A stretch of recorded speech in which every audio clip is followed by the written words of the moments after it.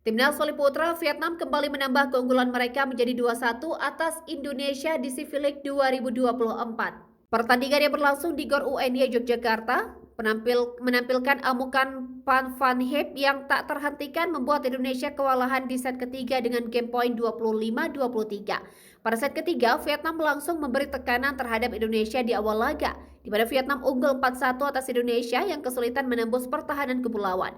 Pasalnya, Indonesia terus gagal mendapatkan poin lewat serangan-serangan yang terus diredam.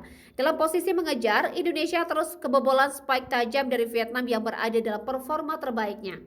Dengan begitu, Vietnam terus menambah dominasi mereka dan unggul 8-5 atas Indonesia di time out yang pertama. Kendati demikian, Indonesia yang tak menyerah berhasil mendapatkan 3 poin beruntun dan imbangi Vietnam dengan kedudukan 8-8. Selanjutnya, kedua tim menunjukkan persaingan sengit dan saling tikung untuk mendapatkan poin keunggulan.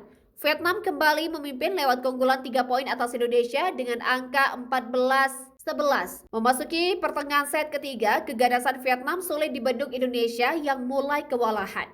Pasalnya, Vietnam terus menghadirkan poin lewat serangannya, unggul dengan 18-14 atas Indonesia.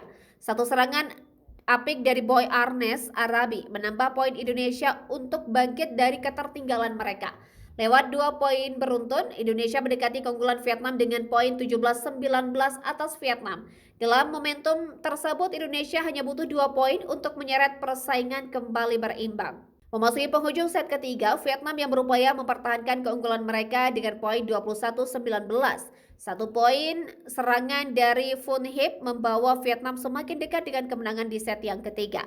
Sementara itu Indonesia yang berjuang menembus pertahanan dan memperketat selisih poin atas Vietnam yang telah mencapai set poin agak kesulitan. Dan set ketiga berhasil menjadi milik Vietnam dengan poin akhir 25-22 dan unggul 2-1 atas Indonesia di Civilik 2024.